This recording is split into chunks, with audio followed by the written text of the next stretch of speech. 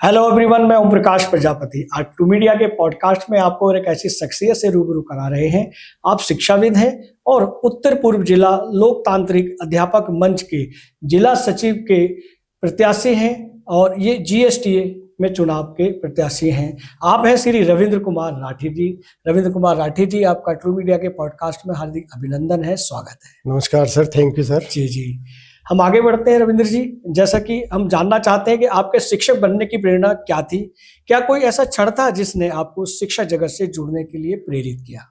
Sir, शिक्षक बनने की प्रेरणा मुझे बचपन से ही मिली जी। कि मेरे पिताजी टीचर थे, मेरी बड़ी सिस्टर भी टीचर थी और मेरे बहनों भी टीचर थे।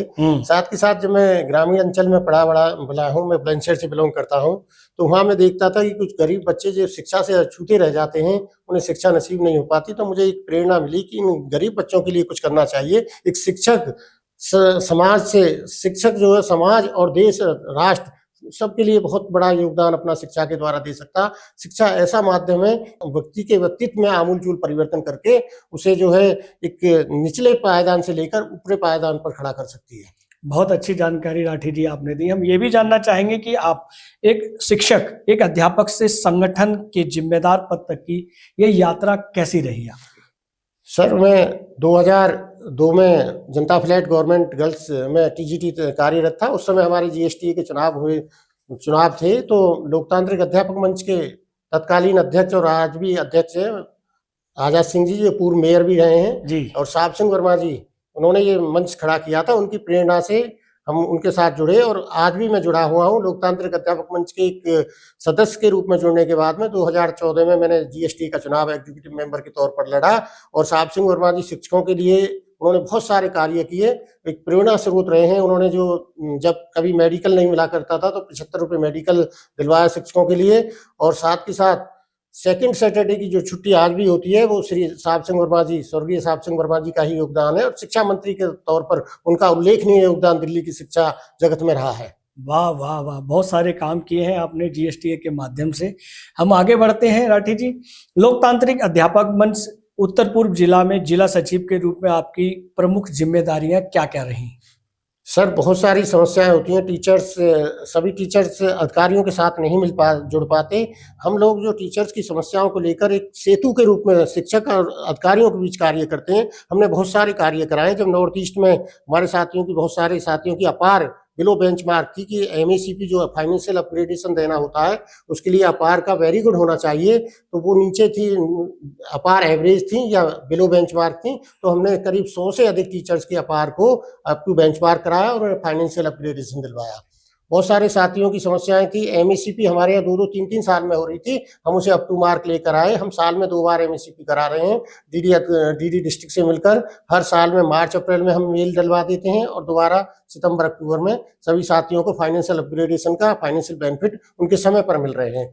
बहुत सारे साथियों की, जो हमारे युवा साथी हैं और बहुत पुराने साथी हैं, कन्फर्मेशन की बड़ी समस्या हमारे डिस्ट्रिक्ट में रहती है कि बहुत सारे साथी रिटायरमेंट पर कन्फर्मेशन होते हैं। हमने एक डीओपीटी का ऑर्डर था, हमारे भाई श्री कृष्ण फोगाट जी ने डायरेक्टर महोदय से मिलकर उसे एंडोर्स कराया और हमने उस मेल को एससी मीणा जी तत्कालीन हमारे डीडी डिस्ट्रिक्ट थे, उनसे सारे स्कूलों में कराया। अब सारे जो भी साथी कन्फर्मेशन के लिए 4 साल 8 हफ्ते के अंदर डीम्ड कन्फर्म, ऑटो कन्फर्म माने जाएंगे। केवल एचओएस को हमने पावर डेलीगेट करा दी है। एचओएस उनकी उसमें सर्विस बुक में एंट्री कर देंगे तो वो कन्फर्म माने जाएंगे। वाह वाह वाह, बहुत सारे कार्य राठी जी आपने किए हैं। हम ये भी जानना चाहते हैं कि पिछले कुछ वर्षों से मंच ने शिक्षकों के हित में और कौन कौन से महत्वपूर्ण कार्य किए हैं या आंदोलनों को आगे बढ़ाया है? मंच ने बहुत सारे, खासतौर से हमारी जो बहनें हैं, जो शिक्षिका बहनें हैं, उनके सामने बहुत सारी समस्याएं आती हैं कि एनओसी अब्रॉड जाना है, सीसीएल की समस्या, मेडिकल की समस्या है और बहुत सारे ऐसे कार्य हैं कि हमारे जो शिक्षक साथी हैं, मेल साथी तो निकल पाते हैं, ऑफिस तक जाना हो जाता है। हमारी बहनों के साथ सामाजिक और पारिवारिक जिम्मेदारियां भी होती हैं। उन जिम्मेदारियों के निर्वहन के साथ साथ ऑफिस के स्कूल के बाद में ऑफिस जाना मुश्किल होता है, तो उनके लिए हमने बहुत सारे कार्य किए हैं ताकि बहनों के शिक्षण कार्य में असुविधा ना हो और वो बेहतर तरीके से शिक्षण पर फोकस कर सकें और अपनी पारिवारिक जिम्मेदारी निभा सकें। वाह वाह वाह वाह। हम ये भी जानना चाहेंगे राठी जी की जीएसटीए और लोकतांत्रिक अध्यापक मंच दोनों के समन्वय को आप कैसे देखते हैं? देखिए, अब हम ये कह सकते हैं कि लोकतांत्रिक अध्यापक मंच सरकार और पार्टी की तरह दो पहलू होते हैं। जी। एक सिक्के के दो पहलू हैं। ये कहा जा सकता है कि लोकतांत्रिक अध्यापक मंच एक तरह से संगठन है और जीएसटीए एक चुना हुआ प्रतिनिधित्व है। जिस तरह सरकार और पॉलिटिकल पार्टियां होती हैं, इस तरह लोकतांत्रिक अध्यापक मंच भी टीचर्स के लिए कार्य करता है। लेकिन जीएसटीए एक संवैधानिक संस्था है जो 1955 से चली आ रही है और टीचर्स के अधिकारों की लड़ाई को लड़ता है। शिक्षकों की लड़ाई, अधिकारों की बातों को या शिक्षकों के कार्यों के लिए अधिकारियों से समन्वय करता है और अधिकारियों के साथ बातचीत करता है। बहुत अच्छी जानकारी राठी जी। एक और एक यकायक प्रश्न आ रहा है जहन में कि जिस तरह से आपने बताया कि लोकतांत्रिक शिक्षक मंच है और ये आपकी जीएसटीए है, जो लोकतांत्रिक है ये संगठन है और जीएसटीए सरकार जैसे बन के जाती है तो उस रूप में है। हम ये भी जानना चाहेंगे कि ये इन दोनों में जो चुनाव प्रक्रिया होती है ये एसडीएम के द्वारा कराई जाती है या अन्य संगठन के द्वारा? सर, ये शिक्षा विभाग का चुनाव होता है। शिक्षा विभाग के अधिकारी ही आरओ चुने जाते हैं और ये आरओ मोस्टली जो हमारे शिक्षा विभाग के डीडी डिस्ट्रिक्ट होते हैं और एआरओ जो है डीडी डिस्ट्रिक्ट और प्रिंसिपल्स को भी नियुक्त किया जाता है। और एक हमारे डायरेक्टरेट ऑफ एजुकेशन की इंटरनल प्रक्रिया है, उसके द्वारा चुनाव किए जाते हैं। बहुत अच्छी जानकारी राठी जी। हम आगे बढ़ते हैं। दिल्ली के सरकारी विद्यालयों में वर्तमान में सबसे प्रमुख चुनौतियां क्या हैं? शिक्षकों की कमी, प्रशासनिक दबाव या पाठ्यक्रम में बढ़ती जटिलताएं? सर, इस समय सबसे बड़ी चुनौती जो है वर्तमान में शिक्षकों की कमी है। हमारे पास शिक्षकों की कमी होने के कारण शिक्षकों पर बहुत सारा दबाव है, सिलेबस का भी दबाव है। शिक्षकों की कमी के कारण कई सारे मानसिक तनाव में भी हमारे साथी हैं। ओवरबर्डन है, शिक्षकों की कमी की पूर्ति हो जाएगी, पाठ्यक्रम कंप्लीट करना मुश्किल हो जाता है। कई बार ऐसी स्थितियां आती हैं, लेकिन सरकार से हमारा अनुरोध है कि जल्दी इस पर कार्रवाई, सरकार ने आश्वासन दिया कि हम कार्रवाई करेंगे और शिक्षकों की पूर्ति की जाएगी। जो रेशो होना चाहिए न्यू एजुकेशन पॉलिसी के अनुसार, उसकी तुलना में रेशो कम है जी। तो हम चाहते हैं कि न्यू एजुकेशन पॉलिसी के जो सरकार की नई शिक्षा नीति है उसके अनुसार शिक्षक और स्टूडेंट का रेशो होना चाहिए। क्या बात है। यहाँ ये भी मान सकते हैं कि शिक्षकों की कमी से छात्र छात्राओं की शिक्षा पर भी बहुत दबाव पड़ता है या पूर्णता नहीं हो पाती है? हाँ, थोड़ा क्वालिटी एजुकेशन प्रभावित होता है, लेकिन शिक्षक अपनी तरफ से भरसक प्रयास करता है कि हमारे शिक्षकों स्टूडेंट्स को बेहतर शिक्षा दी जाए और उनके भविष्य को गोल्डन यानी भविष्य को बेहतर बनाया जा सके। इस तरह के हम अपने ज़्यादा से ज़्यादा एफर्ट्स करते हैं ताकि स्टूडेंट्स को समस्या ना आए। हम थोड़ा एक्स्ट्रा टाइम देना चाहें। जी, ये भी शिक्षकों पर दबाव बना रहता है। राठी जी, हम आगे बढ़ते हैं कि ऑनलाइन शिक्षा और डिजिटलीकरण ने शिक्षण को कैसे प्रभावित किया है? क्या शिक्षक इसके लिए पर्याप्त रूप से प्रशिक्षित हैं? हाँ सर, हमारा विभाग जो समय समय पर डिजिटलाइजेशन की ट्रेनिंग हमारे साथियों, शिक्षक साथियों को देता है। लेकिन यहाँ पर एक समस्या है कि डिजिटलाइजेशन जो है एजुकेशन एक अमीर तबके की एजुकेशन है। जो हमारे गरीब स्टूडेंट है उनके सामने एक समस्या आती है कि गरीब परिवार में, देखिए हम जो गवर्नमेंट स्कूल है, हमें समाज के अंतिम तबके के जो अंत्योदय की जो परिभाषा दीनदयाल उपाध्याय जी ने दी है, अंत्योदय, ये अंत का भी उदय करना है हमें। उन सबको साथ लेकर चलना है, गरीब से गरीब तबके को भी हमें साथ लेकर बढ़ना, सभी को शिक्षा प्राप्त देनी है। एजुकेशन फॉर ऑल का उद्देश्य ये है कि हम समाज के हर तबके के बच्चे को, गरीब बच्चे को भी साथ लेकर चलें, देश के विकास में भागीदार बनाए। वाह। तो डिजिटलाइजेशन में समस्या ये आती है कि हमारे उनके गरीब बच्चों के, गरीब परिवारों के पास संसाधन नहीं होते, डाटा की कमी होती है, मोबाइल की कमी होती है। तो ये कुछ समस्याएं हैं जिनसे शिक्षा पर प्रभाव पड़ रहा है। वाह। राठी जी, हम ये भी जानना चाहेंगे कि शिक्षकों के ट्रांसफर, पदोन्नति और अपार जैसी समस्याओं पर आपकी क्या राय है? शिक्षकों के ट्रांसफर में हम पूरी तरह ट्रांसपेरेंसी के लिए प्रयासरत हैं। जैसे ये जीएसटी के चुनाव के बाद अगर हम जीत कर आते हैं, लोकतांत्रिक अध्यापक मंच और हमारा joint SC/ST teachers forum front जीत कर आता है, तो हम इस पर टीचर्स के सामने ट्रांसपेरेंसी रखाएंगे। 5 या 6 ऑप्शन अवेलेबल कराएंगे ताकि वो घर के नजदीक आ सकें और उन्हें आने जाने में समस्या ना हो और बाकी तनाव ना हो, केवल वो शिक्षा पर फोकस कर सकें। वाह, बहुत अच्छी जानकारी दे रहे हैं। अभी एक मामला आया था दिल्ली सरकार के सरकारी विद्यालय का, जनता फ्लैट बॉयज स्कूल में किसी छात्र ने शिक्षक को दुर्घटनाग्रस्त कर दिया था। ऐसी स्थिति में आप अध्यापकों को क्या सुविधा देते हैं? सर, हमने टीचर सिक्योरिटी कोड के लिए बात किया था अधिकारियों से, वो फाइल कैबिनेट स्तर पर अप्रूव नहीं हो पाई, लेकिन इस बार जैसे जीएसटी के चुनाव में हम लोग जीत कर आते हैं तो उसे टीचर सिक्योरिटी कोड बिल बनवाएंगे ताकि टीचर्स की सुरक्षा दी जा सके। लेकिन उसमें भी हम समय पर जाकर हम उस साथी के साथ पहुंचे थे, हमारी सारी टीम पहुंची, उन्हें हमने मेडिकल एड दिलाई और अधिकारियों से कार्रवाई कराई और उस शिक्षक के सम्मान में गिरावट ना आए, हमने दूसरी जगह ट्रांसफर कराया था। वाह वाह वाह वाह राठी जी, क्या आपको लगता है कि वर्तमान नीतियां शिक्षकों के निष्पक्ष अवसर देती हैं? यदि नहीं तो क्या सुधार आवश्यक है? सुधार हाँ, शिक्षा में सुधार आवश्यक है कि शिक्षकों की जो कमी है उसकी पूर्ति की जा सके ताकि शिक्षक शैक्षिक कार्यों के अतिरिक्त शैक्षिक कार्यों पर फोकस कर सके। लेकिन कुछ सुधार भी हैं जरूर, जैसे बीएलओ की ड्यूटी है कि केवल शिक्षक शिक्षा का कार्य करे, शिक्षण शैक्षणिक कार्य करे, उस तरह के फोकस होना चाहिए। सरकार की भी ये नीति होनी चाहिए कि सरकार भी इस बात पर फोकस करे कि हमारा शिक्षक शिक्षा के लिए बना है, केवल शिक्षा तक ही सीमित रहे, अन्य कार्यों के लिए नहीं। क्या और भी जो सरकार चुनावों के दौरान शिक्षकों की ड्यूटी लगाती है तो उनसे कैसे निवारण हो सकता है? क्या आप सरकार को क्या विकल्प देना चाहेंगे इस विषय में? सर, चुनाव बहुत बड़ी, हमारे देश की बहुत बड़ी पॉपुलेशन है, चुनावी प्रक्रिया में तो शिक्षक के बगैर चुनाव संभव ही नहीं है देश में।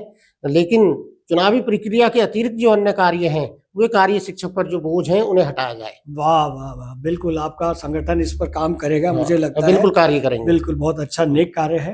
राठी जी, हम आगे बढ़ते हैं। अध्यापक वर्ग के अधिकारों को मजबूत करने के लिए आपका मंच कौन कौन सी रणनीतियां अपनाता है? हम सर, सरकार और शिक्षक और स्नातक की भी, हमारे जो HOS हैं, स्कूल के हेड हैं, उनके बीच समन्वय की नीति अपनाते हैं ताकि शिक्षकों के लिए, और साथ साथ HOS के साथ भी हम कई बार उनके अधिकारों पर हनन होता है तो उनके साथ भी खड़े होते हैं। हम शिक्षक, HOS तथा अधिकारियों के बीच समन्वय और पूल की समन्वय के रूप में एक पूल की तरह कार्य करते हैं, सेतु की तरह कार्य करते हैं ताकि दोनों के बीच में समन्वय बना रहे और हम पूरी तरह शिक्षा और शैक्षणिक कार्यों पर फोकस कर सकें और हम जिस गरीब बच्चों के लिए पढ़ाने के लिए आए उनकी ये शिक्षा बहुत जरूरी है। देश के, किसी भी देश के विकास के लिए, विकसित देश आप देख लीजिए कहाँ से कहाँ एजुकेशन के बल पर पहुंच गए, किसी भी राष्ट्र के विकास के लिए शिक्षा जरूरी है। हमारा ये उद्देश्य है कि देश का हर बच्चा पढ़े और आगे बढ़े और देश के विकास में योगदान दे। बहुत अच्छी जानकारी राठी जी दे रहे हैं। हम ये भी जानना चाहते हैं कि अगर आपका संगठन जीतकर GSTA में पहुंचता है तो शिक्षकों की कमी का विद्यार्थियों पर व्यापक असर ना पड़े, उसके लिए क्या करेंगे? हाँ, हम सर इसके लिए सरकार पर दबाव बना, सरकार से को सुझाव देंगे कि जो रेशो है, जो न्यू एजुकेशन पॉलिसी के अनुसार शिक्षक और स्टूडेंट्स का रेशो है, उस पर कार्य करे और ताकि गुणवत्तापूर्ण क्वालिटी एजुकेशन स्टूडेंट्स को प्राप्त हो सके। और क्वालिटी एजुकेशन मिलेगी तो देश के विकास में प्रत्येक बच्चा जो अपने प्रतिभा और विकास करके, विकसित करके अपनी जो एनर्जी और मानसिक विकास करके देश के विकास में बेहतर योगदान दे सकते हैं। वाह वाह वाह वाह, बहुत अच्छे राठी जी। हम ये भी जानना चाहते हैं कि अगर आप GSTA में सम्मानित होकर आते हैं, जीत कर आते हैं, तो आने वाले वर्षों में लोकतांत्रिक अध्यापक मंच उत्तर पूर्व जिला की क्या क्या प्रमुख लक्ष्य होंगे? प्रमुख लक्ष्य, टीचर्स को कम से कम समस्या हो, वो अपने शैक्षिक कार्यों पर फोकस करें। हम उनकी समस्याओं के समाधान के लिए डिस्ट्रिक्ट DD जोन अधिकारियों से बातचीत करेंगे और हमारे जो शिक्षक हैं केवल स्कूल में शैक्षणिक कार्य करें और उनकी समस्याओं के लिए हम बने हैं, हम देखेंगे, हम उनके समाधान करेंगे, अधिकारियों के साथ पास हम जाएंगे। हमारे शिक्षक कोई फाइल लेकर अधिकारियों के पास ना जाए, उनकी फाइलों को लेकर हम जाएंगे, उनकी समस्या का समाधान हम करेंगे और वो केवल शिक्षा पर फोकस करें। इन गरीब बच्चों के विकास और जो इस कार्य के लिए हमें चुना गया है, जिस कार्य के लिए हम आए हैं, उस उद्देश्य पर फोकस करें। वाह वाह राठी जी, यदि आपको दिल्ली की शिक्षा व्यवस्था में से एक बड़ा सुधार करने का अवसर मिले तो वो क्या होगा? दिल्ली की शिक्षा व्यवस्था में अगर हमें सुधार करने का अवसर मिलेगा तो सबसे पहले हम शिक्षकों की जो भर्ती है, जो स्टूडेंट शिक्षक रेशो है, उसे करेंगे और एनवायरनमेंट, एक तरह शैक्षिक वातावरण देंगे ताकि स्टूडेंट्स और टीचर्स के बीच में भी एक फ्रेंडली वातावरण बने और इंटरएक्शन का वातावरण बने ताकि शिक्षक और उनके बीच आत्मीय बोध हो, ताकि बच्चे जो हमारे स्टूडेंट्स हैं, जो जिस परिवेश से आ रहे हैं, स्टूडेंट्स और उनके बीच में जो दूरी है वह कम हो। तो आत्मीय बोध के कारण अपनी समस्याओं का, हम भी एक परिवार के सदस्य हैं, वो बच्चे 6 घंटे के लिए हमारे बच्चे हैं, वो जी, जो बच्चे परिवार आते के हैं, सदस्य हैं वो बिल्कुल। हमारे परिवार के सदस्य हो जाते हैं। तो अगर उन्हें कोई समस्या आती है तो हम उनके पास ऐसी आत्मीय बोध रखें या स्नेहता रखें कि वो हमें बेहिचक अपनी समस्या बता सकें, ताकि बच्चा फिर पूरी तरह पढ़ाई पर फोकस कर सके, वाह वाह, और देश का भविष्य बन देश का सके। भविष्य बनाए। वाकई वाकई।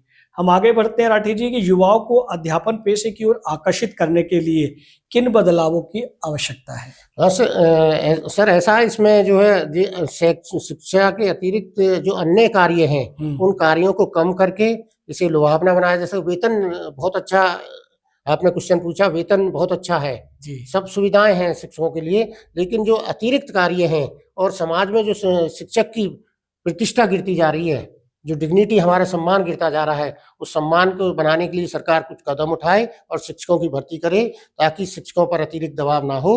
तो बेहतर और ये बेहतर विकल्प हो सकता है, बेहतर मोटिवेशन हो सकता है युवाओं के लिए और हमारे साथियों के लिए, जो नए साथी हैं, कि हम इसको पेशे के रूप में अपनाएं। वाह वाह वाह, बहुत अच्छे आप संतोषजनक जवाब दे रहे हैं। हमारे दर्शक लाइक भी कर रहे हैं, कमेंट्स भी कर रहे हैं, आपको साधुवाद भी कर रहे हैं, आपको भी साधुवाद है। धन्यवाद। हम आगे बढ़ते हैं कि एक शिक्षक नेता के रूप में आपको अब तक कौन सी उपलब्धि सबसे संतोषजनक लगती है? सर, एक शिक्षक नेता के रूप में हमने जितने भी कार्य किए हैं शिक्षकों के लिए, खासतौर से हमारी जो बहनें हैं, शिक्षिका बहनें, उनके सामने बहुत चुनौतियां होती हैं। सीसीएल की समस्याएं आती हैं, परिवार के साथ समस्या सामंजस्य बिठाना होता है। पारिवारिक चुनौतियों के साथ साथ उन्हें सामाजिक चुनौतियां भी हैं कि अपने रिश्ते नाते भी निभाने होते हैं, अब साथ साथ शैक्षणिक कार्य भी करना होता है। तो जब बहनों की समस्याओं के लिए हम खड़े होते हैं, उनका समाधान होता है, तो बड़ा संतोष मिलता है, एक आत्मसंतोष का बोध होता है हमें। वाह वाह वाह राठी जी, हम आगे बढ़ते हैं।